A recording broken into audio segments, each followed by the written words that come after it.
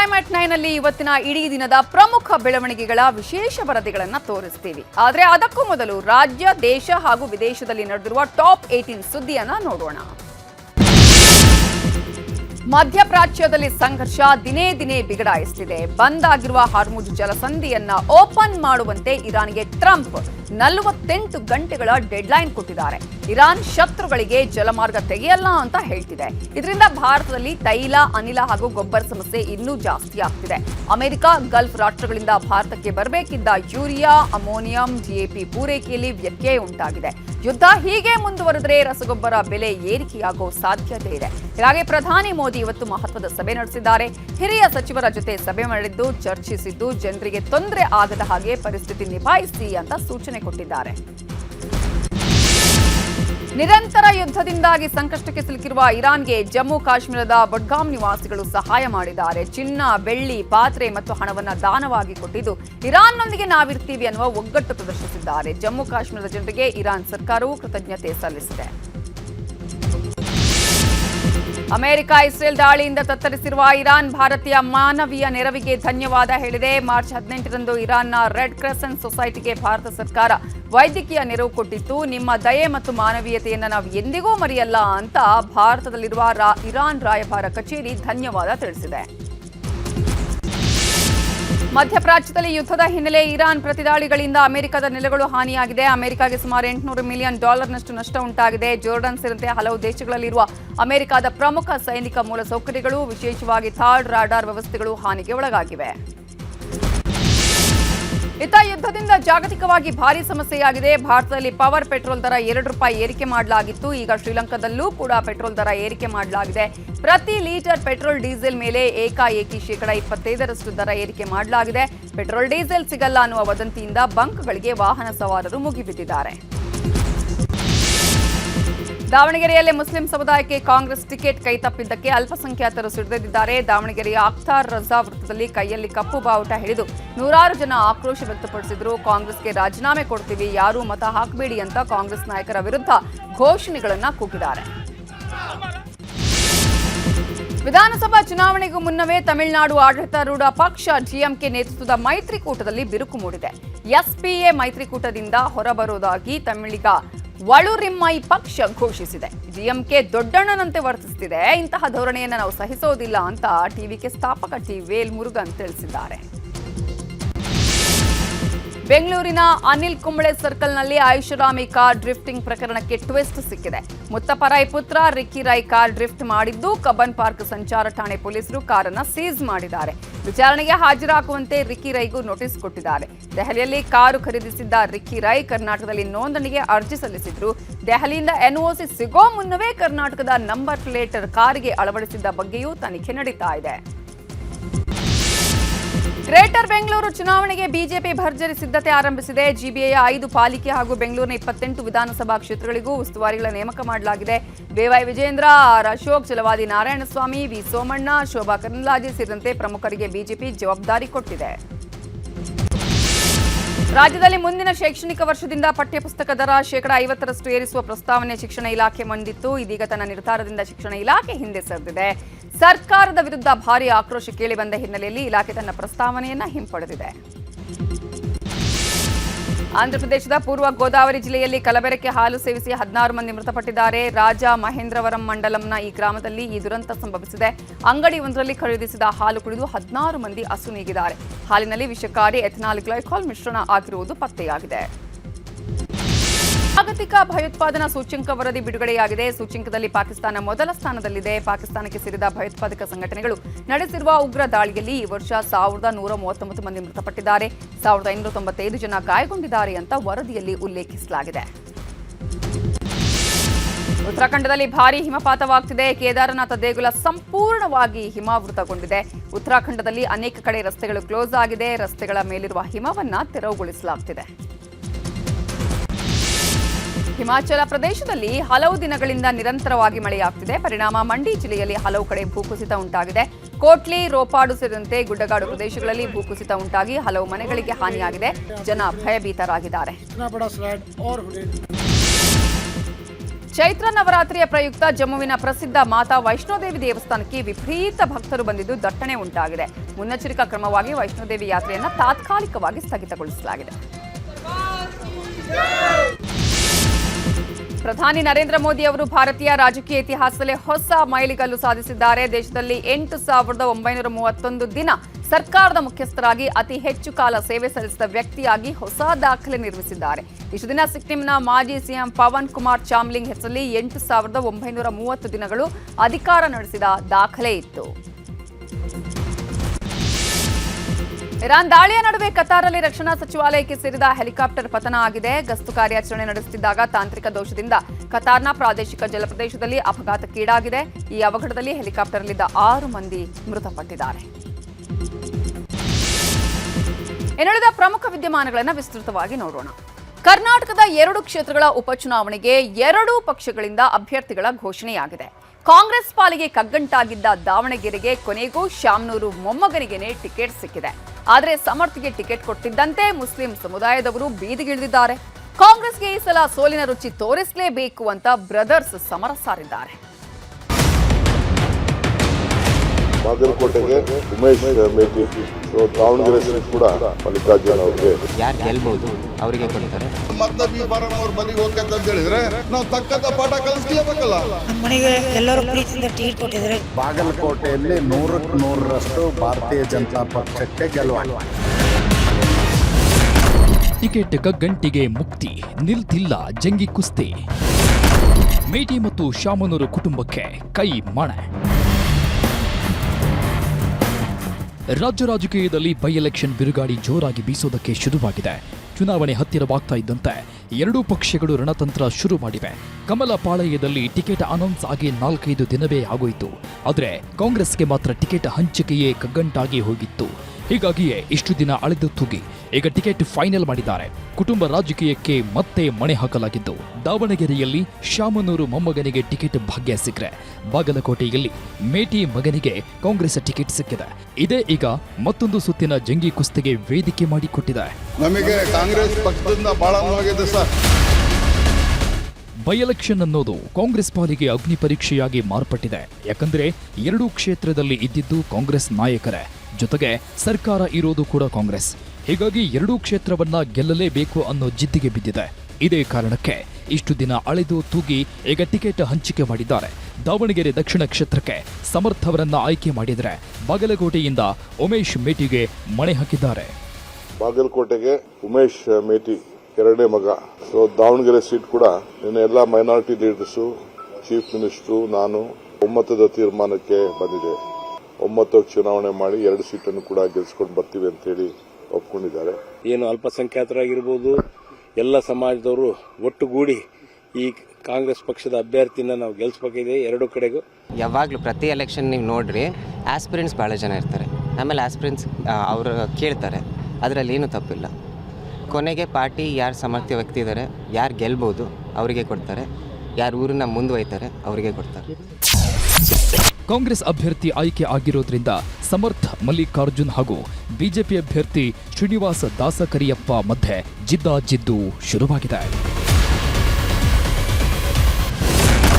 ಶಾಮನೂರು ಸಮರ್ಥ ವಿರುದ್ಧ ತೊಡೆತಟ್ಟಿದ ಪೈಲ್ವಾನ್.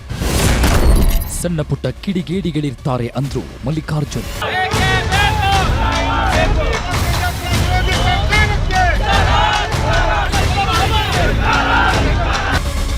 ದಾವಣಗೆರೆ ದಕ್ಷಿಣ ಕ್ಷೇತ್ರದಲ್ಲಿ ಸಮರ್ಥ್ಗೆ ಟಿಕೆಟ್ ಘೋಷಣೆ ಆಗ್ತಾ ಇದ್ದಂತೆ ಬಂಡಾಯ ಭುಗಿಲೆದ್ದಿದೆ. ಕಾಂಗ್ರೆಸ್ನಿಂದ ಟಿಕೆಟ್ ಆಕಾಂಕ್ಷಿಯಾಗಿದ್ದ ಸಾದಿಕ್ ಪೈಲ್ವಾನ್ ಬಂಡಾಯ ಅಭ್ಯರ್ಥಿಯಾಗಿ ಸ್ಪರ್ಧಿಸೋದಾಗಿ ಹೇಳಿದ್ದಾರೆ. ನಮಗೆ ಬಿ ಫಾರ್ಮ್ ಸಿಗುವ ಭರವಸೆ ಇತ್ತು, ಆದರೆ ಬಿ ಫಾರಂ ಕೊಟ್ಟಿಲ್ಲ. ಈ ಸಲ ದಾವಣಗೆರೆಯಲ್ಲಿ ಕಾಂಗ್ರೆಸ್ಗೆ ತಕ್ಕ ಪಾಠ ಕಲಿಸ್ತೀವಿ. 40 ವರ್ಷದಿಂದ ಕಾಂಗ್ರೆಸ್ಗಾಗಿ ದುಡಿದ್ರೂ ನಮಗೆ ಕಾಂಗ್ರೆಸ್ ಅನ್ಯಾಯ ಮಾಡಿದೆ. ನಾಳೆ ಸಾವಿರಾರು ಜನರೊಂದಿಗೆ ತೆರಳಿ ನಾನು ನಾಮಪತ್ರ ಸಲ್ಲಿಸ್ತೀನಿ ಅಂತ ತೊಡೆತಟ್ಟಿದ್ದಾರೆ ಪೈಲ್ವಾನ್. ಆದರೆ ನಾವು ಮುಸ್ಲಿಮರು, ಎಲ್ಲ ಜಾತಿಯವರು ಚೆನ್ನಾಗಿದ್ದೀವಿ, ಕೆಲವು ಕಿಡಿಗೇಡಿಗಳಿರ್ತಾರೆ ಅನ್ನೋದು ಸಚಿವ ಎಸ್ ಮಲ್ಲಿಕಾರ್ಜುನ್ ಕೊಟ್ಟ ಹೇಳಿಕೆ. ಎಲ್ಲ ಜಾತಿ ಜನಾಂಗದವ್ರು ಬಂದು ಹೇಳಿದ್ರಿಂದ ಆ ವಿಶ್ವಾಸದ ಮೇಲೆ ಜನ ತೀರ್ಮಾನ ಕೊಡ್ತಾರೆ. ನಮಗೆ ಕಾಂಗ್ರೆಸ್ ಪಕ್ಷದಿಂದ ಭಾಳ ನೋವಾಗಿದೆ ಸರ್. ನಾವು ಕಾಂಗ್ರೆಸ್ನವರೇ, ನಾವು 40 ವರ್ಷದಿಂದ ದುಡಿದಿದ್ವಿ ಸರ್. ಕಾಂಗ್ರೆಸ್ ಪಕ್ಷದಿಂದ ನಮಗೆ ಮೋಸ ಆಗಿದೆ. ಅಲ್ಪಸಂಖ್ಯಾತರಿಗೆ, ಆಯಿಂದ ವರ್ಗದವರಿಗೆ ನಾವು ಪಕ್ಕದ ಪಾಠ ಕಲಿಸ್ತೀವಿ ದಾವಣಗೆರೆ ದಕ್ಷಿಣ ಜಿಲ್ಲೆಯಲ್ಲಿ ಅಂಥೇಳಿ ನಾನು ತಮ್ಮ ಮೂಲಕ ಹೇಳಕ್ಕೆ ಇಷ್ಟಪಡ್ತೇನೆ ಸರ್. ಎಲ್ಲ ನಾವು ಅಣ್ತಂಬದಂತ ಇದ್ದೀವಿ. ಯಾರು ಸಣ್ಣ ಪುಟ್ಟ ಕಿಡಿಗೇಡಿಗಳು ಅವರು ಇವರು ಏನಾದರೂ ಮಾಡಿರ್ಬೋದು, ಆದರೆ ಈಗ ಎಲ್ಲರನ್ನೂ ನಾವು ಒಟ್ಟುಗೂಡಿ ಎಲ್ಲ ಅಲ್ಪಸಂಖ್ಯಾತರು ಯಾರೂ ವಿರೋಧ ಇಲ್ಲ. ಎಲ್ಲ ಅಲ್ಪಸಂಖ್ಯಾತರಾಗಿರ್ಬೋದು, ನಮ್ಮ SC ST ಆಗಿರ್ಬೋದು ಮತ್ತು ಎಲ್ಲ ಸಮಾಜದವರು ಬಾಂಧವ್ಯ ಚೆನ್ನಾಗಿದೆ. ಮುಂಚಿನಿಂದ 40 ವರ್ಷದಿಂದ ನಾವು ನೋಡ್ತಾ ಇದ್ದೀವಿ. ಎಲ್ಲರೂ ಅಣ್ತಂಬದಂತ ಇದ್ದೀವಿ. ಅದೇ ರೀತಿ ನಾವು ದಾವಣಗೆರೆಯಲ್ಲಿ ಶಾಂತಿ ನೆಲೆಸಬೇಕು. ದಾವಣಗೆರೆಯಲ್ಲಿ ಕಾಂಗ್ರೆಸ್ ಅಭ್ಯರ್ಥಿ ಮುಸ್ಲಿಂ ಸಮುದಾಯದವರೇ ಆಗ್ಬೇಕಂತ ಪಟ್ಟು ಹಿಡಿದು ಕೂತಿದ್ರು. ಅಲ್ಪಸಂಖ್ಯಾತರಿಗೆ ಟಿಕೆಟ್ ಕೊಡಿಸಬೇಕು ಅಂತ ಕೊನೆ ಕ್ಷಣದವರೆಗೂ ಪ್ರಯತ್ನ ಪಟ್ಟಿದ್ದು ಸಚಿವ ಜಮೀರ್ ಅಹಮದ್. ಆದರೆ ನಿನ್ನೆ ರಾತ್ರಿ ಸಚಿವ ಮಲ್ಲಿಕಾರ್ಜುನ್ ಮತ್ತು ಜಮೀರ್ ಅಹಮದ್ ಹಾಗೂ ಮುಸ್ಲಿಂ ನಾಯಕರನ್ನೆಲ್ಲ ಸಿಎಂ DCM ಒಂದೇ ಕಡೆ ಸೇರಿಸಿದ್ರು. ಟಿಕೆಟ್ಗೋಸ್ಕರ ರಾಜೀನಾಮೆ ಕೊಡೋಕು ರೆಡಿ ಅನ್ನೋ ಮಟ್ಟಿಗೆ ಮಾತುಕತೆಗಳಾಯಿತು. ಕೊನೆಗೆ ಸುರ್ಜೇವಾಲಾ, ಸಿದ್ದರಾಮಯ್ಯ, DK ಶಿವಕುಮಾರ್ ಮುಂದೆ ಮುಸ್ಲಿಂ ನಾಯಕರು ಕೆಲವು ಬೇಡಿಕೆಗಳನ್ನಿಟ್ರು. ಜೂನ್ನಲ್ಲಿ 12 ವಿಧಾನ ಪರಿಷತ್ ಸದಸ್ಯರು ನಿವೃತ್ತರಾಗ್ತಿದ್ದು, ಈ ಸಲ ಮುಸ್ಲಿಮರಿಗೆ ಹೆಚ್ಚು ಆದ್ಯತೆ ಕೊಡಬೇಕು. ಮುಂಬರುವ ರಾಜ್ಯಸಭೆ ಚುನಾವಣೆಯಲ್ಲೂ ಕಾಂಗ್ರೆಸ್ನ ಮುಸ್ಲಿಂ ನಾಯಕರಿಗೆ ಅವಕಾಶ ನೀಡಬೇಕು. ನಿಗಮ ಮಂಡಳಿಗಳ ನೇಮಕಾತಿಯಲ್ಲಿ ಅಲ್ಪಸಂಖ್ಯಾತರಿಗೆ ಹೆಚ್ಚಿನ ಪ್ರಾತಿನಿಧ್ಯ ನೀಡಬೇಕು. ಸಚಿವ ಸಂಪುಟ ಪುನಾರಚನೆ ಆದರೆ ಮುಸ್ಲಿಂ ನಾಯಕರಿಗೆ ಹೆಚ್ಚಿನ ಸಚಿವ ಸ್ಥಾನ ನೀಡಬೇಕು ಅಂತ ಬೇಡಿಕೆ ಇಟ್ರು. ಆಗ ಸಿಎಂ DCM ಸುರ್ಜೇವಾಲಾ ಆದಷ್ಟು ಅವಕಾಶ ಕಲ್ಪಿಸ್ತೀವಿ ಅಂತ ಭರವಸೆ ಕೊಟ್ರು. ಹೀಗಾಗಿ ನಿನ್ನೆ ತಡರಾತ್ರಿ ದಾವಣಗೆರೆಗೆ ಸಮರ್ಥಗೆ ಟಿಕೆಟ್ ಘೋಷಣೆ ಆಯಿತು. ಇವತ್ತು B ಫಾರಂ ಕೂಡ ಕೊಟ್ಟಿದ್ದಾರೆ. ಮೇಟಿ ಮಗನಿಗೆ ಒಲಿದ ಕೈ ಟಿಕೆಟ್. ಬಾಗಲಕೋಟೆಯಲ್ಲೂ ಟಿಕೆಟ್ ಹಂಚಿಕೆಯೇ ಕಾಂಗ್ರೆಸ್ಗೆ ತಲೆನೋವಾಗಿತ್ತು. ನಮ್ಮ ಕುಟುಂಬಕ್ಕೆ ಟಿಕೆಟ್ ನೀಡಬೇಕು ಅಂತ HY ಮೇಟಿ ಮಕ್ಕಳು ಪಟ್ಟು ಹಿಡಿದಿದ್ರು. ಹೀಗಾಗಿ ಅಳಿದು ತೂಗಿ ಕಾಂಗ್ರೆಸ್ ಪಡೆ ಮೇಟಿಯ ಕಿರಿಯ ಪುತ್ರ ಉಮೇಶ್ ಮೇಟಿಗೆ ಟಿಕೆಟ್ ನೀಡಿದೆ. ಹೀಗಾಗಿ ಬಿಜೆಪಿ ಅಭ್ಯರ್ಥಿ ವೀರಣ್ಣ ಚರಂತಿಮಠ್ ವಿರುದ್ಧ ಉಮೇಶ್ ಮೇಟಿ ಸೆಣಸಾಡಲಿದ್ದಾರೆ. ನಮ್ಮ ಮನೆಗೆ ಎಲ್ಲರೂ ಪ್ರೀತಿಯಿಂದ ಟಿಕೆಟ್ ಕೊಟ್ಟಿದ್ದಾರೆ. ಜಿಲ್ಲೆಯಲ್ಲಿ ಯಾರೂ ಟಿಕೆಟ್ ಕೇಳಿಲ್ಲ. ನಮ್ಮ ತಂದೆ ಮೇಲೆ ಇಟ್ಟರು ಪ್ರೀತಿಗೋಸ್ಕರ ಯಾರೂ ಟಿಕೆಟ್ ಕೇಳಿಲ್ಲ. ಹೀಗಾಗಿ ನಮ್ಮ ಒಲೆಗೆ ಬಂತು. ಯಾವ ಗೊಂದಲ ಇಲ್ಲ, ಎಲ್ಲರೂ ಒಟ್ಟಿಗೆ ಇದ್ದೇವೆ ಇಲ್ಲಿ. ಯಾವಾಗ ಕಾಂಗ್ರೆಸ್ ಟಿಕೆಟ್ ಘೋಷಣೆಯಾಯಿತು, ಉಮೇಶ್ ಮೇಟಿ ಬೆಂಬಲಿಗರು ಫುಲ್ ಖುಷಿಯಾಗಿದ್ದಾರೆ. ತಮ್ಮ ನೆಚ್ಚಿನ ನಾಯಕ ಗೆಲ್ಲಬೇಕು ಅಂತ ಕಿಲ್ಲಾ ಕೊತ್ತಲೇಶ ದೇವಸ್ಥಾನದಲ್ಲಿ ಹೋಮ ಹವನ ನಡೆಸಿದ್ದಾರೆ. ಈ ವೇಳೆ ಉಮೇಶ್ ಮೇಟಿ ಕೂಡ ಭಾಗಿಯಾಗಿ ಪೂರ್ಣಾಹುತಿ ಹೋಮ ನೆರವೇರಿಸಿದ್ರು. ಇನ್ನು ಇಷ್ಟು ದಿನ ಬಂಡಾಯದ ಮುನ್ಸೂಚನೆ ನೀಡುತ್ತಿದ್ದ ಮೇಟಿ ಪುತ್ರಿ ಮಹಾದೇವಿ ಮೇಟಿ ಈಗ ತಣ್ಣಗಾಗಿದ್ದಾರೆ. ನಮ್ಮ ಅಣ್ಣನ ಪರ ನಾನೇ ಪ್ರಚಾರ ಮಾಡ್ತೀನಿ ಎಂದಿದ್ದಾರೆ. ಇದನ್ನೇನಿಲ್ಲ, ಒಟ್ಟಾಗಿ ನಮ್ಮ ಉಮೇಶ್ ಅಣ್ಣಗೆ ಸಿಕ್ಕಿದ್ದಕ್ಕೆ ಭಾಳ ಖುಷಿಯಾಗೈತಿ. ಅದರಿಂದ ನಾವು ಒಟ್ಟಾಗಿ 4 ಜನ ಕೂಡ್ಕೊಂಡು ಮಾಡ್ಕೊಂಡು ಹೋಗ್ತೀವಿ. ನಾವು ಅವನಿಗೆ ಮೊದಲು ಗೆಲ್ಲಿಸಿ ತರ್ಬೇಕು. ನಮ್ಮ ಎಲ್ಲರೂ ಸೇರಿ ಗೆಲ್ಲಿಸಿ ತಗೊಂಬರೋಣ. ಇನ್ನು ಕಾಂಗ್ರೆಸ್ ಅಭ್ಯರ್ಥಿ ಘೋಷಣೆ ಬಗ್ಗೆ ಪ್ರತಿಕ್ರಿಯೆ ನೀಡಿದ ಬಿಜೆಪಿ ಸಂಸದ ಗೋವಿಂದ ಕಾರಜೋಳ ಕೈ ನಾಯಕರನ್ನ ಕಿಚಾಯಿಸಿದ್ದಾರೆ. ಅಭ್ಯರ್ಥಿಗಳನ್ನ ಆಯ್ಕೆ ಮಾಡುವುದಕ್ಕಾಗದೆ 8 ದಿನ ತಿಣುಕಾಡುವ ಪರಿಸ್ಥಿತಿ ನಿರ್ಮಾಣವಾಗಿತ್ತು. ಕಾಂಗ್ರೆಸ್ನಲ್ಲಿ ಮನೆಯೊಂದು 3 ಬಾಗಿಲಾಗಿದೆ ಅಂತ ವ್ಯಂಗ್ಯವಾಡಿದ್ರು. ಕಾಂಗ್ರೆಸ್ಸಿಗೆ ಅಭ್ಯರ್ಥಿಗಳನ್ನ ಆಯ್ಕೆ ಮಾಡಲಿಕ್ಕೆ ಸಾಧ್ಯ ಆಗಲಾರದೆ 8 ದಿನ ತಿಣಕಾಡುವಂಥ ಪರಿಸ್ಥಿತಿ ಬಂತು.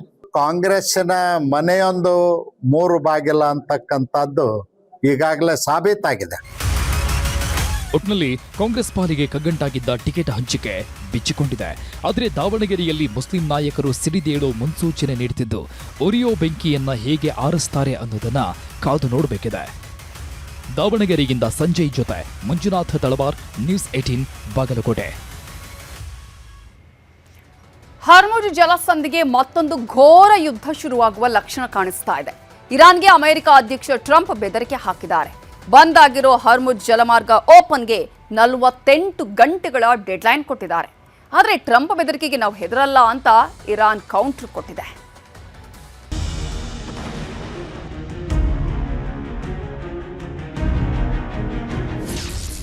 ಹಾರ್ಮುಜ್ ಜಲಸಂಧಿ ಓಪನ್ಗೆ 48 ಗಂಟೆ ಡೆಡ್ಲೈನ್. ಇರಾನ್ಗೆ ಬೆದರಿಕೆ ಹಾಕಿದ ಅಮೆರಿಕ ಅಧ್ಯಕ್ಷ ಟ್ರಂಪ್. ಕಳೆದ 3 ವಾರಗಳಿಂದ ಮಧ್ಯಪ್ರಾಚ್ಯ ದೇಶಗಳಲ್ಲಿ ನಡೆಯುತ್ತಿರುವ ಸಂಘರ್ಷ ನಿಲ್ಲುವಂತೆ ಕಾಣ್ತಿಲ್ಲ. ಅಮೆರಿಕ, ಇಸ್ರೇಲ್ ಹಾಗೂ ಇರಾನ್ ನಡುವಿನ ಯುದ್ಧ ಮತ್ತಷ್ಟು ತಾರಕಕ್ಕೇರಿದ್ದು ದಾಳಿ ಪ್ರತಿದಾಳಿ ತೀವ್ರಗೊಂಡಿದೆ. ಅಮೆರಿಕ, ಇಸ್ರೇಲ್ ಜಂಟಿ ಕಾರ್ಯಾಚರಣೆಗೆ ಕೌಂಟರ್ ಕೊಡುತ್ತಿರುವ ಇರಾನ್ ದಣಿಯದ ಸಿಂಹದಂತೆ ಏಕಾಂಗಿಯಾಗಿ ಗರ್ಜಿಸುತ್ತಿದೆ. ಈ ಮಧ್ಯೆ ಯುದ್ಧವನ್ನ ಅಂತ್ಯಗೊಳಿಸುವ ಸುಳಿವು ನೀಡಿದ್ದ ಅಮೆರಿಕ ಅಧ್ಯಕ್ಷ ಟ್ರಂಪ್ ಇರಾನ್ಗೆ ಖಡಕ್ ವಾರ್ನಿಂಗ್ ನೀಡಿದ್ದಾರೆ. ಹಾರ್ಮುಜ್ ಜಲಸಂಧಿಯನ್ನ ತೆರೆಯಲು 48 ಗಂಟೆಗಳ ಡೆಡ್ಲೈನ್ ಕೊಟ್ಟು ಇರಾನಿನ ವಿದ್ಯುತ್ ಘಟಕಗಳನ್ನೇ ನಾಶ ಮಾಡೋದಾಗಿ ಬೆದರಿಕೆ ಹಾಕಿದ್ದಾರೆ. ಈ ಕ್ಷಣದಿಂದ 48 ಗಂಟೆಗಳ ಒಳಗೆ ಹಾರ್ಮುಜ್ ಜಲಸಂಧಿಯನ್ನ ಸಂಪೂರ್ಣವಾಗಿ ತೆರೆಯಬೇಕು. ತೆರೆಯದಿದ್ದರೆ ಅಮೆರಿಕವು ಇರಾನ್ನ ವಿವಿಧ ವಿದ್ಯುತ್ ಸ್ಥಾವರಗಳ ಮೇಲೆ ದಾಳಿ ಮಾಡಿ ನಾಶಪಡಿಸುತ್ತದೆ. ದಾಳಿಯು ಇರಾನ್ನ ಅತಿದೊಡ್ಡ ಸ್ಥಾವರದಿಂದ ಆರಂಭವಾಗುತ್ತದೆ. ಹೀಗಂತ ಟ್ರಂಪ್ ತಮ್ಮ ಸಾಮಾಜಿಕ ಮಾಧ್ಯಮದಲ್ಲಿ ಪೋಸ್ಟ್ ಮಾಡಿ ವಾರ್ನಿಂಗ್ ಮಾಡಿದ್ದಾರೆ. ಟ್ರಂಪ್ ಏನು ಮಾಡಿದ್ರೂ ಸರಿ ಎಂದ ನೆತನ್ಯಾಹು. ಇರಾನ್ಗೆ ಟ್ರಂಪ್ ನೀಡಿರುವ ಎಚ್ಚರಿಕೆಯನ್ನ ಇಸ್ರೇಲ್ ಪ್ರಧಾನಿ ಬೆಂಜಮಿನ್ ನೆತನ್ಯಾಹು ಸರಿಗಿದೆ ಎಂದಿದ್ದಾರೆ. ಟ್ರಂಪ್ ನಿರ್ಧಾರ ಸರಿಗಿದೆ, ನಾವು ಏನೇ ಮಾಡಿದ್ರೂ ಇಬ್ಬರು ಒಟ್ಟಿಗೆ ಮಾಡುತ್ತೇವೆ ಅಂತ ನೆತನ್ಯಾಹು ಹೇಳಿದ್ದಾರೆ.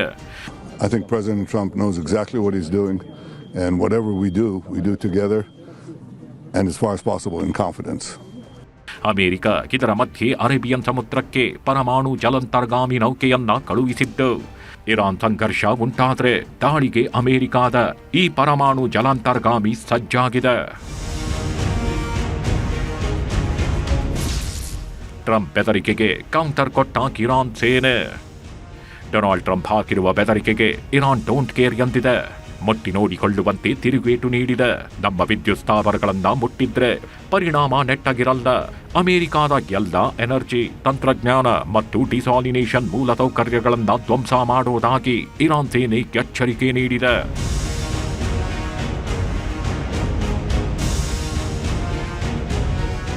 ಹಾರ್ಮುಜ್ ಜಲಸಂಧಿ ವಿಶ್ವದ ಪ್ರಮುಖ ತೈಲ ಸಾಗಣೆ ಮಾರ್ಗಗಳಲ್ಲಿ ಒಂದಾಗಿದ್ದು, ಜಗತ್ತಿನ ಒಟ್ಟು ತೈಲ ಸರಬರಾಜಿನ ಸುಮಾರು 20% ಈ ಮಾರ್ಗದ ಮೂಲಕ ಸಾಗುತ್ತದೆ. ಈಗ ಸಂಘರ್ಷದಿಂದ ಹಾರ್ಮುಜ್ ಜಲಸಂಧಿಯನ್ನ ಇರಾನ್ ಬಂದ್ ಮಾಡಿದೆ. ಪರಿಣಾಮ UK, France, Germany, Italy, Bharat ಸೇರಿದಂತೆ ಅನೇಕ ದೇಶಗಳು ತೀವ್ರ ಸಂಕಷ್ಟಕ್ಕೆ ಸಿಲುಕಿವೆ. ಅಮೆರಿಕಾದ ಆರ್ಥಿಕತೆಗೂ ದೊಡ್ಡ ಹೊಡೆತ ಬಿದ್ದಿದೆ. ಹಾಗಾಗಿ ಹಾರ್ಮುಜ್ ಜಲಸಂಧಿ ಓಪನ್ ಮಾಡಿ ಅಂತ ಇರಾನ್ಗೆ ಅಮೆರಿಕ ತಾಕೀತು ಮಾಡಿದೆ. ಒಟ್ಟಲ್ಲಿ ಹಾರ್ಮುಜ್ ಜಲಸಂಧಿ ಈಗ ಅಮೆರಿಕ ಇರಾನ್ನ ಯುದ್ಧದ ಕೇಂದ್ರ ಬಿಂದುವಾಗಿದೆ. ಏಟು ಎದಿರೇಟು ಮುಂದೆ ಗೆಲ್ಲಿಗೆ ಸಾಗುತ್ತೆ ಅನ್ನೋದು ಕೆಲವೇ ಗಂಟೆಗಳಲ್ಲಿ ಗೊತ್ತಾಗಲಿದೆ. Bureau report, news 18. ಒಂದ್ ಕಡೆ ಡೊನಾಲ್ಡ್ ಟ್ರಂಪ್ ಇರಾನ್ಗೆ 48 ಗಂಟೆಯ ಡೆಡ್ಲೈನ್ ಕೊಟ್ಟಿದ್ರೆ ಈಗಾಗಲೇ 10 ಗಂಟೆನೂ ಕಳೆದು ಹೋಗಿದೆ. ಇನ್ನೊಂದು ಕಡೆ ಇರಾನ್ ಹಾರ್ಮುಜ್ ಜಲಮಾರ್ಗ ಶತ್ರುಗಳಿಗೆ ತೆಗೆಯಲ್ಲ ಅಂತ ಶಪಥ ಮಾಡಿದೆ. ಆದರೆ ಅಮೆರಿಕ ಘೋರ ದಾಳಿ ಮಾಡಿದ್ರೆ ಭಾರತಕ್ಕೆ ಪೂರೈಕೆ ಆಗ್ತಿರೋ LPG ತೈಲ ಪೂರೈಕೆಯಲ್ಲಿ ಸಮಸ್ಯೆ ಆಗುವ ಆತಂಕ ಶುರುವಾಗಿದೆ. ಈಗಾಗಲೇ KMF ಹಾಲಿಗೆ, ಹೋಟೆಲ್ಗಳಿಗೆ, ಕೈಗಾರಿಕೆಗಳಿಗೆ ಸಮಸ್ಯೆ ಆಗ್ತಿತ್ತು. ಈಗ ಗೊಬ್ಬರಕ್ಕೂ ಕೊರತೆ ಆಗ್ತಿರೋದು ಭಾರತಕ್ಕೆ ಟೆನ್ಷನ್ ತಂದಿಟ್ಟಿದೆ.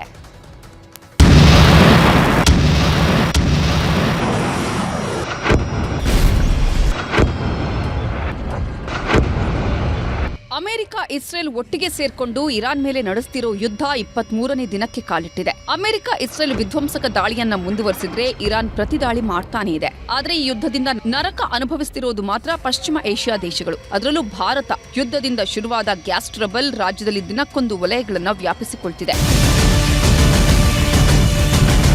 ಯುದ್ಧದ ಎಫೆಕ್ಟ್ KMFಗೂ ತಟ್ಟಿದೆ. ಯುದ್ಧದಿಂದಾಗಿ ಗ್ಯಾಸ್ ಪೂರೈಕೆಯಲ್ಲಿ ವ್ಯತ್ಯಯವಾಗಿದೆ. ಹೀಗಾಗಿ ಬೆಂಗಳೂರಲ್ಲಿ ಅನೇಕ ಹೋಟೆಲ್ಗಳು ಬಂದ್ ಆಗಿವೆ. ಇನ್ನೊಂದು ಕಡೆ ಕೆಲವು ಹೋಟೆಲ್ಗಳಲ್ಲಿ ಕಾಫಿ, ಟೀ, ಹಾಲಿನಿಂದ ಮಾಡುವ ತಿನಿಸುಗಳ ಸೇವೆನೂ ಸ್ಥಗಿತವಾಗಿದೆ. ಆದ್ರೆ ಪ್ರತಿದಿನ 2.5 ಲಕ್ಷ ಲೀಟರ್ ಹಾಲು ಬೆಂಗಳೂರಿನ ಹೋಟೆಲ್ಗಳಿಗೆ KMFನಿಂದ ಸಪ್ಲೈ ಆಗ್ತಿತ್ತು. ಈಗ ಕೇವಲ 2 ಲಕ್ಷ ಲೀಟರ್ ಹಾಲು ಮಾತ್ರ ಖರೀದಿ ಮಾಡಲಾಗ್ತಾ ಇದೆ. ಇನ್ನು ರೈತರಿಂದ 1 ಕೋಟಿ ಲೀಟರ್ ಹಾಲನ್ನ KMF ಖರೀದಿ ಮಾಡ್ತಿದೆ. ಅದರಲ್ಲಿ 36 ಲಕ್ಷ ಲೀಟರ್ ಬೆಂಗಳೂರಲ್ಲಿ ಮಾರಾಟ ಆಗ್ತಿದ್ರೆ ಇನ್ನೂ 64 ಲಕ್ಷ ಲೀಟರ್ ರಾಜ್ಯದ ಜಿಲ್ಲೆಗಳಿಗೆ ಹಾಗೂ KMF ಪ್ರಾಡಕ್ಟ್ಗೆ ಬಳಕೆ ಮಾಡಲಾಗುತ್ತೆ. ಆದ್ರೆ ಈಗ ಹೋಟೆಲ್ ಬಂದ್ ಆಗಿರೋದ್ರಿಂದ ಹಾಲು ಖರೀದಿಗೂ ಹೊಡೆತ ಬಿದ್ದಿದೆ. ಗದಗದಲ್ಲಿ ಗ್ಯಾಸ್ ಸಿಗದೆ ಜನರು ಪರದಾಡ್ತಿದ್ದಾರೆ. ಹೋಟೆಲ್ಗಳಿಗೂ ಗ್ಯಾಸ್ ಸರಿಯಾಗಿ ಪೂರೈಕೆಯಾಗ್ತಿಲ್ಲ. ಯುದ್ಧದ ಸ್ಥಿತಿಯನ್ನೇ ಬಂಡವಾಳ ಮಾಡಿಕೊಂಡಿರೋ ಏಜೆನ್ಸಿಗಳು ಹೆಚ್ಚಿನ ಹಣಕ್ಕೆ ಬೇಡಿಕೆ ಇಡ್ತಿದ್ದಾರೆ. 1800 ರೂಪಾಯಿ ಮೂಲ ಬೆಲೆ ಇರೋ 19 ಕೆಜಿ ಸಿಲಿಂಡರ್ 2800ಕ್ಕೆ ಏರಿಕೆ ಮಾಡ್ತಿದ್ದಾರೆ. ಪಡೆದ ಹಣಕ್ಕೆ ಬಿಲ್ ಕೊಡಿ ಅಂತ ಹೋಟೆಲ್ ಮಾಲೀಕರು ಹೇಳಿದ್ರೆ ಸಿಲಿಂಡರ್ ಕೊಡದೆ ಯಾಮಾರಿಸ್ತಿದಾರಂತೆ. ನಮಗೆ ಭಾರಿ ಸಮಸ್ಯೆಯಾಗಿದೆ ಅಂತ ಹೋಟೆಲ್ ಮಾಲೀಕ ಯಲ್ಲಪ್ಪ ಆರೋಪಿಸಿದ್ದಾರೆ. ಈಗ ಗ್ಯಾಸ್ ಸಮಸ್ಯೆಯಿಂದ ನಾವು ಕೆಲವು ಫುಡ್ಗಳಿಗೆ ಕೋಕ್ ಕೊಟ್ಟಿದ್ದೇವೆ. ದರ ಹೆಚ್ಚಳ ಮಾಡಬೇಕಾದ ಅನಿವಾರ್ಯತೆಯೂ ಇದ್ರೂ ಕೂಡ ನಾವು ದರ ಏರಿಕೆ ಮಾಡಿಲ್ಲ ಅಂತ ಹೋಟೆಲ್ ಮಾಲೀಕರು ಹೇಳ್ತಿದ್ದಾರೆ. ಸರ್ 1800 ರೂಪಾಯಿ ಕೊಡೋ ಸಿಲಿಂಡರ್ನ 2800 ರೂಪಾಯಿ ಕೊಡಕತ್ತಾರೆ ಸರ್. ಅದು 1 ಅಥವಾ 2 ಇಳಿಸ್ತಾರೆ ಸರ್. ಬಿಲ್ ಕೊಡಂದ್ರೆ ಬಿಲ್ ಕೊಡೋದಿಲ್ಲ ಸರ್. ನಾವಿಲ್ಲಿ ಒಲಿ ಹಚ್ಚೋ ವ್ಯವಸ್ಥೆ ಮಾಡೋರಂದ್ರೆ KSRTC ಅವರು ಅದಕ್ಕೆ ಪರ್ಮಿಷನ್ ಇಲ್ಲ ಅಂತ ಮೊದಲು ಅಗ್ರಿಮೆಂಟ್ ತೊಗೊಂಡಿರ್ತಾರೆ ಸರ್. ನಮ್ಮಲ್ಲಿ ಇಲ್ಲೇ ನಾಷ್ಟಾ ಊಟದ್ದು ಭಾಳ ಅವಶ್ಯಕತೆ ಐತೆ ಸರ್. ಮತ್ತು ಈ ಪ್ರಯಾಣಿಕಗೋಸ್ಕರನ ನಮ್ಮದು ತ್ರಾಸ ಆದರೂ ಹೋಟೆಲ್ ನಡ್ಸೋಕತ್ತೀವಿ ಸರ್. ಮುಂದಿನ ದಿನಮಾನಗಳಿಗೆ ಹಿಂಗೆ ಆಯ್ತಂದ್ರೆ ಸರ್ ನಾವು ಒಂದು ರೇಟ್ ಹೆಚ್ಚಿಗೆ ಮಾಡಬೇಕಾಗ್ತದೆ ಸರ್. ಇಲ್ಲಾಂದ್ರೆ ಹೋಟೆಲ್ ಬಂದ್ ಮಾಡ್ಬೇಕು. ಈ 2 ಆಪ್ಷನ್ ಬಿಟ್ಟರೆ ಏನೂ ಇಲ್ಲ ಸರ್ ನಮ್ಮಲ್ಲಿ. ನಮ್ಗೆ ಹೋಟೆಲ್ ಬಂದಾದ್ರೆ ಪ್ರಾಬ್ಲಮ್ ಆಗತ್ತೆ ರೀ ಸರ್. ಯಾಕಂದ್ರೆ ನಾವು ಮಕ್ಕಳ ಮದುವೆಗೋಸ್ಕರ ಅದಕ್ಕೆ ಇದಕ್ಕಂತ ಸಾಲ ಮಾಡ್ಕೊಂಡಿರ್ತೇವೆ ರೀ. ಸಂಘನಾಗೆಲ್ಲ ಸಾಲ ತೊಗೊಂಡೇವಿ. ಈಗ ನಾವು ಈ ಹೋಟೆಲ್ನಿಂದ ಜೀವನ ಸಾಗಿಸಾಕತ್ತೇವೆ ರೀ. ಈಗ ಸಿಲಿಂಡರ್ ಸಂಬಂಧ ಈ ಹೋಟೆಲ್ ಬಂದಾತಂದ್ರೆ ಮತ್ತೊಂದು ಹೋಟೆಲ್ ಹುಡ್ಕೊಂಡು ಹೋಗ್ಬೋದು ರೀ. ಎಲ್ಲ ಹೋಟೆಲ್ಗಳು ಬಂದಾದ್ರೆ ನಾವು ಇನ್ನು ದೇಶಾಂತರ ದುಡ್ಯಾಕೆ ಹೋಗ್ಬೇಕಾಗತ್ತೆ ರೀ ಸರ್. ಇನ್ನೊಂದು ಕಡೆ ಗದಗದಲ್ಲಿ ಪೆಟ್ರೋಲ್ ಪೂರೈಕೆಯಲ್ಲಿ ವ್ಯತ್ಯಯವಾಗಿದೆ. ಗದಗದ ಚೆನ್ನಮ್ಮ ಸರ್ಕಲ್ ಬಳಿ ಇರುವಂತಹ ಇಂಡಿಯನ್ ಆಯಿಲ್ ಪೆಟ್ರೋಲ್ ಬಂಕ್ನಲ್ಲಿ ಪೆಟ್ರೋಲ್ ಖಾಲಿಯಾಗಿದೆ. ನಿನ್ನೆ ರಾತ್ರಿಯೇ ಪೆಟ್ರೋಲ್ ಖಾಲಿಯಾಗಿದ್ದು ಡೀಸೆಲ್ ಮಾತ್ರ ಇದೆ. ಪೆಟ್ರೋಲ್ ಇಲ್ಲ ಅಂತ ಗ್ರಾಹಕರನ್ನ ಸಿಬ್ಬಂದಿ ವಾಪಸ್ ಕಳುಹಿಸುತ್ತಿದ್ದಾರೆ. ಪೆಟ್ರೋಲ್ ಇನ್ನು 4 ಗಂಟೆ ಖಾಲಿ ಆಗಿದೆ ಸರ್. ಸ್ಟಾಕ್ ನಾಳೆ ಬೆಳಗ್ಗೆ ಬರುತ್ತಂದಿದ್ದಾರೆ. ಡೀಸೆಲ್ ಸಪ್ಲೈ ಐತೆ, ಡೀಸೆಲ್ ಹಾಕಿಸ್ತಾ ಇದ್ದೀವಿ ಕಸ್ಟಮರಿಗೆ. ಯಾವುದೇ ರೀತಿ ತೊಂದರೆ ಮಾಡಿಲ್ಲ. ಬಂದು ಹೋಗ್ತಾ ಇದ್ದಾರೆ. ಬಟ್ ಡೀಸೆಲ್ ಅಂಕೂರು ಕಂಟಿನ್ಯೂ ಕೊಡ್ತಾ ಇದ್ವಿ ಕಸ್ಟಮರ್ಗೆ. ಗಾಡಿ ನಮ್ಮದು ಹೋಗಿದೆ, ಹಳೆ ಹಚ್ಚಿದೆ. ಬಟ್ ಅಲ್ಲಿ ಲೋಡ್ ಮಾಡ್ಕೊಂಬರ್ಬೇಕಲ್ಲ, ನಾಳೆ ಬೆಳಗ್ಗೆ ಬರುತ್ತೆ. ಇತ್ತ ಚಿಕ್ಕಬಳ್ಳಾಪುರದ ಶಿಡ್ಲಘಟ್ಟದಲ್ಲಿ ಗ್ಯಾಸ್ ಸಿಲಿಂಡರ್ ಪಡೆಯಲು ಜನ ಕ್ಯೂನಲ್ಲಿ ನಿಂತಿದ್ದಾರೆ. ಸಿಲಿಂಡರ್ ಸಿಗದೆ ಸಾವಿರಾರು ಜನರು ಖಾಲಿ ಸಿಲಿಂಡರ್ ಹಿಡಿದು ಕ್ಯೂ ನಿಂತಿದ್ದಾರೆ. ಇಂಡಿಯನ್ ಗ್ಯಾಸ್ ಗೋಡೌನ್ ಮುಂದೆ ಜನ ಕ್ಯೂನಲ್ಲಿ ನಿಂತಿದ್ದಾರೆ. ಸುಮಾರು ಅರ್ಧ ಕಿಲೋಮೀಟರ್ಗೂ ಉದ್ದದ ಕ್ಯೂನಲ್ಲಿ ನಿಂತಿರೋ ಜನ ಸಿಲಿಂಡರ್ ಸಿಗುತ್ತೋ ಇಲ್ವೋ ಅನ್ನೋ ಆತಂಕದಲ್ಲಿದ್ದಾರೆ. ಗೋವಾ ಗಡಿಯಲ್ಲಿ ಈಗ ಸಿಲಿಂಡರ್ಸ್ಗೆ ಶೋಧ ಮಾಡಲಾಗ್ತಿದೆ. ಗ್ಯಾಸ್ ಸಿಲಿಂಡರ್ ವ್ಯತ್ಯಯದಿಂದಾಗಿ ದಂಧೆಕೋರರು ಅಕ್ರಮವಾಗಿ ಗ್ಯಾಸ್ ಸಾಗಾಟ ಮಾಡುತ್ತಿದ್ದಾರೆ ಅನ್ನೋ ಆರೋಪ ಕೇಳಿಬಂದಿದೆ. ಹೀಗಾಗಿ ಅಕ್ರಮ ತಡೆಗೆ ಪೊಲೀಸರು ಮುಂದಾಗಿದ್ದು ಪ್ರತಿ ವಾಹನವನ್ನು ತಡೆದು ಪರೀಕ್ಷೆ ಮಾಡಲಾಗ್ತಿದೆ. ಕಾರವಾರದಿಂದ ಗೋವಾಗೆ ಅಕ್ರಮವಾಗಿ ಸಿಲಿಂಡರ್ ಸಾಗಾಟ ಆಗ್ತಿದೆ ಅನ್ನೋ ಮಾಹಿತಿ ಹಿನ್ನೆಲೆ ತಪಾಸಣೆ ಮಾಡಲಾಗ್ತಿದೆ. ಪ್ಲಾಸ್ಟಿಕ್ ಕೈಗಾರಿಕೆಗಳ ಮೇಲೆ ಯುದ್ಧದ ಎಫೆಕ್ಟ್ ತಟ್ಟಿದೆ. ಕೋಲಾರದ ಟಮಕ ಕೈಗಾರಿಕಾ ಪ್ರದೇಶದಲ್ಲಿರುವ ಸಣ್ಣ ಕೈಗಾರಿಕೆಗಳು ಬಂದ್ ಮಾಡಬೇಕಾದ ಅನಿವಾರ್ಯತೆ ನಿರ್ಮಾಣವಾಗಿದೆ. ಟಮಕದಲ್ಲಿ ವಾಟರ್ ಟ್ಯಾಂಕ್ ನಿರ್ಮಾಣದ ಫ್ಯಾಕ್ಟರಿಗಳಿವೆ. ಪ್ರತಿದಿನ 5 ರಿಂದ 6 ಸಿಲಿಂಡರ್ಗಳು ಬೇಕಿತ್ತು. ಇನ್ನೊಂದು ಕಡೆ ಕಚ್ಚಾ ವಸ್ತುಗಳ ಪೂರೈಕೆಯಲ್ಲೂ ವ್ಯತ್ಯಯವಾಗಿದೆ ಅಂತ ಒದ್ದಾಡ್ತಿದ್ದಾರೆ. ಇಷ್ಟೆಲ್ಲ ಸಮಸ್ಯೆಗಳ ಮಧ್ಯೆ ಮಂಗಳೂರಿನ ಬಂದರಿಗೆ ಅಮೆರಿಕದ ಟೆಕ್ಸಸ್ನಿಂದ ಕಾರ್ಗೋ LPG ಹಡಗು ಆಗಮಿಸಿದೆ. ಪಿಕ್ಸಸ್ ಪಯೋನೀರ್ ಹೆಸರಿನ ಕಾರ್ಗೋ ಶಿಪ್ ಸುಮಾರು 16 ಮೆಟ್ರಿಕ್ ಟನ್ನಷ್ಟು ಅನಿಲ ಹೊತ್ತು ಮಂಗಳೂರಿಗೆ ಆಗಮಿಸಿದೆ. ವಿದೇಶದಿಂದ ಕರ್ನಾಟಕಕ್ಕೆ ಆಗಮಿಸಿದ ಮೊದಲ LPG ಹಡಗು ಇದಾಗಿದೆ. ಇನ್ನೊಂದು ಕಡೆ ರಷ್ಯಾದಿಂದ ಅಕ್ವಾ ಟೈಟನ್ ಕಚ್ಚಾ ತೈಲದ ಹಡಗು ಕೂಡ ಮಂಗಳೂರು ಬಂದರು ತಲುಪಿದೆ. ಇನ್ನು ಚೀನಾದ ಕಡೆ ಹೊರಟಿದ್ದ ಕಚ್ಚಾ ತೈಲ ತುಂಬಿದ 8 ಹಡಗುಗಳು ಭಾರತಕ್ಕೆ ಆಗಮಿಸಿದೆ ಅಂತ ಅಂತಾರಾಷ್ಟ್ರೀಯ ಮಾಧ್ಯಮಗಳು ವರದಿ ಮಾಡಿವೆ. Bureau report, news 18. ಇರಾನ್ ಮೇಲೆ ಇಸ್ರೇಲ್ ಅಮೆರಿಕ ದಾಳಿ ಶುರು ಮಾಡಿ ಇವತ್ತಿಗೆ 23 ದಿನ. ಈ 23 ದಿನದಲ್ಲಿ ಎಷ್ಟು ಸಾವುಗಳಾಯಿತು, ಎಷ್ಟು ಆಸ್ತಿಗಳು ಹಾಳಾಯಿತು, ಎಷ್ಟು ನಗರಗಳೇ ನೆಲಸಮವಾಯಿತು ಅನ್ನೋದೇ ಲೆಕ್ಕಕ್ಕಿಲ್ಲ. ಇಷ್ಟಾದರೂ ಯುದ್ಧ ಮಾತ್ರ ನಿಂತಿಲ್ಲ. ಇವತ್ತು ಇರಾನ್ ನಡೆಸಿದ ದಾಳಿಗೆ ಅಮೆರಿಕ ಯುದ್ಧ ವಿಮಾನ ನೆಲಕಚ್ಚಿದೆ. ಇಸ್ರೇಲ್ನ ಮಿನಿ ಭಾರತ ಧ್ವಂಸ ಆಗಿದೆ. ಇರಾನ್ನಲ್ಲೂ ಘೋರ ಸ್ಫೋಟಗಳಾಗಿವೆ.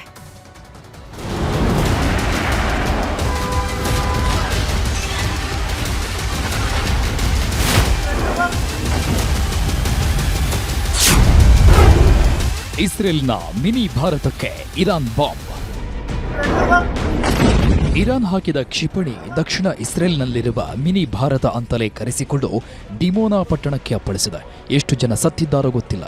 ಆದರೆ ಇಲ್ಲಿವರೆಗೂ 55ಕ್ಕೂ ಹೆಚ್ಚು ಗಾಯಾಳುಗಳನ್ನು ರಕ್ಷಣೆ ಮಾಡಿ ಆಸ್ಪತ್ರೆಗೆ ಸೇರಿಸಿದ್ದಾರೆ. ಇರಾನ್ ಹಾಕಿದ ಕ್ಷಿಪಣಿ ವಸತಿ ಕಟ್ಟಡದ ಮೇಲೆ ಬಿದ್ದು ಈ ಹಳೆಯ ಮನೆಗಳು ಕುಸಿದು ಬಿದ್ದು ಈ ದುರಂತ ಸಂಭವಿಸಿದೆ. ಅಚ್ಚರಿ ಅಂದ್ರೆ ಇದೇ ಡಿಮೋನಾ ಪಟ್ಟಣದ ಕೂಗಳತೆ ದೂರದಲ್ಲಿ ಇಸ್ರೇಲ್ನ ಪರಮಾಣು ಘಟಕವಿದೆ. ನಿನ್ನೆ ಇಸ್ರೇಲ್ ಇರಾನ್ನ ಪರಮಾಣು ಘಟಕ ಉಡಾಯಿಸಿದ್ದಕ್ಕೆ ಇವತ್ತು ಇರಾನ್ ಇಸ್ರೇಲ್ನ ಪರಮಾಣು ಘಟಕದ ಕೂಗಳತೆ ದೂರದ ಪಟ್ಟಣದ ಮೇಲೆ ಕ್ಷಿಪಣಿ ಹಾಕಿ ಎಚ್ಚರಿಕೆ ನೀಡಿದೆ.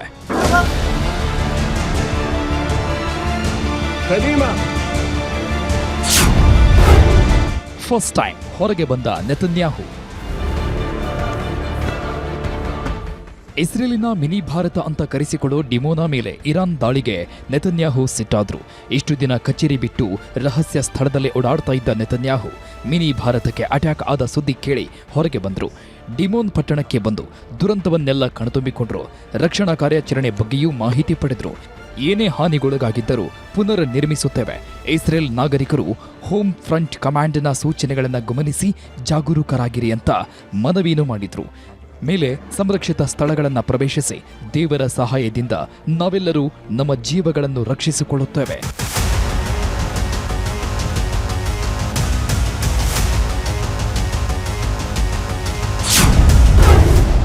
ಅವಶೇಷಗಳಡಿ ಮಣ್ಣಾದ ಮಕ್ಕಳು, ಕಣ್ಣೀರಿಟ್ಟ ಸಿಬ್ಬಂದಿ. ಈ ದೃಶ್ಯ ನೋಡಿ, ಮಕ್ಕಳ ಶವಗಳನ್ನ ಅವಶೇಷಗಳಿಂದ ಹೊರ ತೆಗಿತಾ ಇರೋ ದೃಶ್ಯ. ರಕ್ಷಣೆ ಮಾಡಲು ಹೋದವರು ಮಕ್ಕಳ ಶವ ನೋಡಿ ಕಣ್ಣೀರಿಟ್ರು. ಅಂದಹಾಗೆ ಇದು ಇರಾನ್ ದೇಶದ ತಬ್ರಿಜ್ ಮೇಲೆ ಅಮೆರಿಕ ಇಸ್ರೇಲ್ ನಡೆಸಿದ ವೈಮಾನಿಕ ದಾಳಿಯಿಂದ ಆಗಿರೋ ಅನಾಹುತ.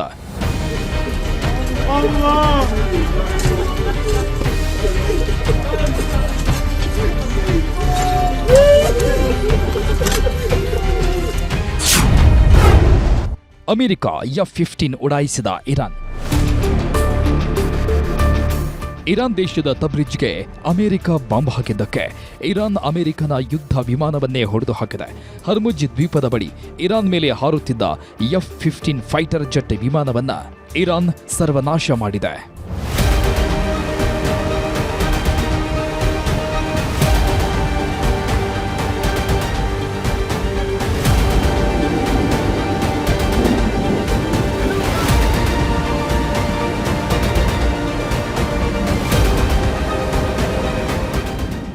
ಇದಿಷ್ಟು A2 ಎದಿರೇಟಿನ ಯುದ್ಧದ ದೃಶ್ಯಗಳಾದ್ರೆ, ಕ್ಷಿಪಣಿಗಳ ಹೊಡೆತಕ್ಕೆ ಜನ ಹೇಗೆ ನಲುಗಿ ಹೋಗ್ತಿದ್ದಾರೆ ಅನ್ನೋದಕ್ಕೆ ಈ ದೃಶ್ಯಗಳೇ ಸಾಕ್ಷಿ. ಇದು ಪಶ್ಚಿಮ ದಂಡೆಯ ಜಲುದ್ ಗ್ರಾಮಕ್ಕೆ ಇಸ್ರೇಲಿ ಜನ ಓಡಿ ಹೋಗ್ತಿರೋದು. ಕ್ಷಿಪಣಿಗಳು ಬೀಳುತ್ತೆ ಅನ್ನೋ ಸದ್ದು ಕೇಳ್ತಾ ಇದ್ದಂತೆ ಜನ ಎದ್ನೋ ಬಿದ್ನೋ ಅಂತ ಜೀವ ಉಳಿಸಿಕೊಳ್ಳಲು ರಾತ್ರೋರಾತ್ರಿ ಓಡಿ ಹೋದ್ರು.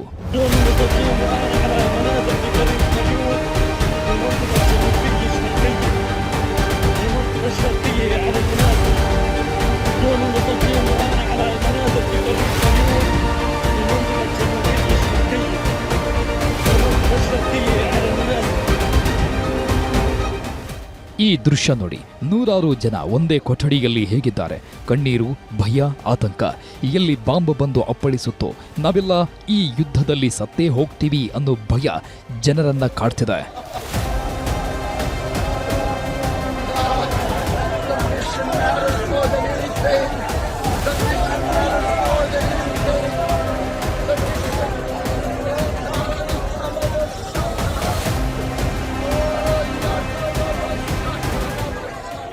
ಮಕ್ಕಳನ್ನ ಯುದ್ಧಕ್ಕೆ ಕಳಿಸಿದವರು, ಯುದ್ಧದಲ್ಲಿ ಮಕ್ಕಳನ್ನ ಕಳ್ಕೊಂಡವರು, ಮನೆಯಲ್ಲಿ ವಯಸ್ಸಾದ ಜೀವಗಳು ಒದಾಡ್ತಿವೆ. ಆದರೆ ಕರುಣೆ ಇಲ್ಲದ ಯುದ್ಧದಲ್ಲಿ ಜೀವಗಳಿಗೆ ಬೆಲೆ ಇಲ್ಲ ಅನ್ನೋದಕ್ಕೆ ಈ ದೃಶ್ಯಗಳೇ ಸಾಕ್ಷಿ. ಮನೆಯೊಳಗಿನ CCTVಯ ದೃಶ್ಯಗಳು ಕೊಲ್ಲಿ ರಾಷ್ಟ್ರಗಳ ಕರಾಳ ಯುದ್ಧದ ತೀವ್ರತೆ ಎಷ್ಟಿದೆ ಅಂತ ಸಾರಿ ಹೇಳ್ತಿವೆ.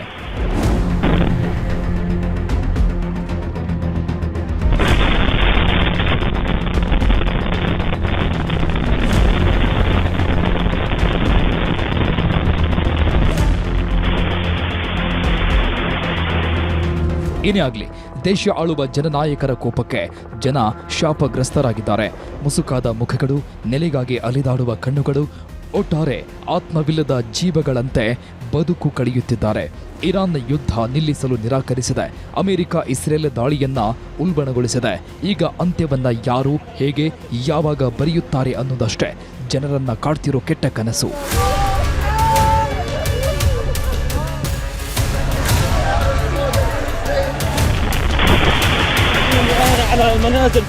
Bureau report, news 18.